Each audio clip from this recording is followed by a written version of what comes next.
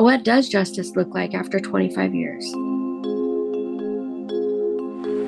On October 25th, 1999, Leona Kinsey walked out of her trailer home on Hall Street in La Grande, Oregon, and disappeared. Leona, a member of the Puyallup Indian tribe, left behind a pot of coffee on the stove, bananas rotting on the counter, a carton of cigarettes in the freezer, and her beloved pets in the yard. All signs she planned on coming back. Leona was involved with the drug scene. It's unfortunate, but she was heavily involved in the use and sale of methamphetamine. It's reasonable, I think, to say she got a phone call at home from somebody that she knew to meet at Albertson's parking lot. When she got to Albertson's parking lot, she vaporized at that point. Police say Leona was known to do drug deals in that parking lot. Her friend, Nancy, was the first to report her missing. Nancy told police that Leona had plans to meet a man that night named Juan, or John Penalamas. Police say Juan was her drug dealer with suspected ties to the Mexican cartel.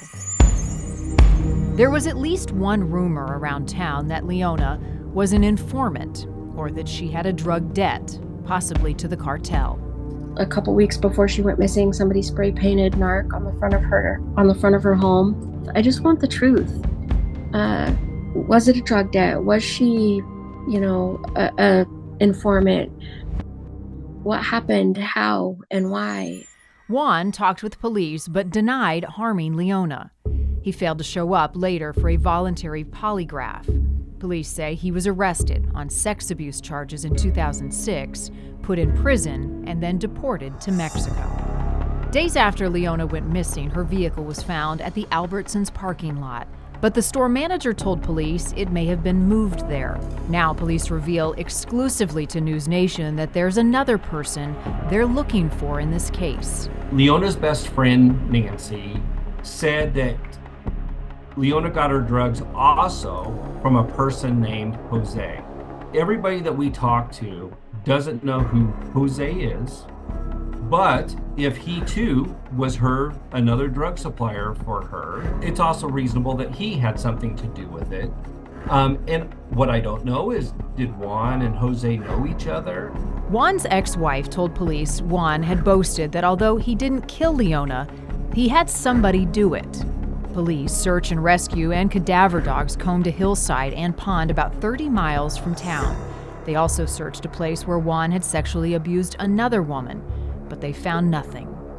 Leona's daughter, Carolyn, says when she was just a little girl, she and her mom talked about how Leona wanted to be buried after she was gone. She said, I just want to go out to the woods and die naturally and let the beetles and the bugs and the coyotes feed their babies with my body. And I was just disgusted, no. Now that memory is what gives her comfort as she continues to look for her mother. She's likely on this hillside out here, according to rumor around town anyway. And there's nowhere else she'd rather be. This is beautiful mountains. Recently, the FBI was able to get proof that Juan Penalamas was alive and living in Manzanillo, Mexico. But because Juan is only a person of interest in the case, unless he crosses back into the U.S., police can't question him.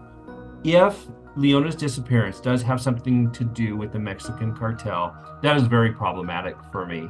They do horrific things to make people disappear, like put them in acid vats and liquefy their body and flush them down the drain.